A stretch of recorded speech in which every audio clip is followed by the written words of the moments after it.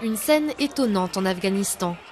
À Kaboul, dans un lieu tenu secret, Obaïdoullah Zadaï apprend à de jeunes mannequins comment défiler, prendre soin d'eux et acheter les habits qui les mettront en valeur.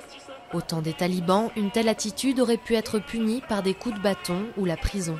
Depuis la chute du régime, il y a une dizaine d'années, Zadaï s'est construit une réputation comme styliste, mannequin et participe à des défilés de mode ici et à Islamabad. Mais les comportements conservateurs sont toujours bien présents. Zadaï, qui est apparu à la télévision en train de défiler, a reçu des menaces de mort et ne peut plus rentrer dans son village natal. Ces gens qui disent que c'est contre l'islam vivent encore au Moyen-Âge. Ce n'est pas contre l'islam, c'est quelque chose de beau. Il n'y a pas de raison de s'y opposer. Ces dernières années, la mode pour hommes a refait surface à Kaboul, avec l'ouverture partout dans la ville de boutiques de vêtements et de salons de coiffure tendance. Les hommes y viennent pour une coupe de cheveux à la dernière mode, s'inspirant des stars de pop coréennes et du footballeur David Beckham. Mustafa Nigba est coiffeur, il fait partie des millions qui avaient fui le pays pour se réfugier en Iran. Il est désormais de retour pour partager sa passion pour la mode.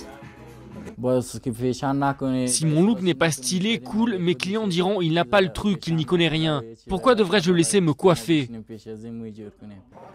Mais ces jeunes branchés ne passent pas inaperçus et gênent les hommes plus conservateurs.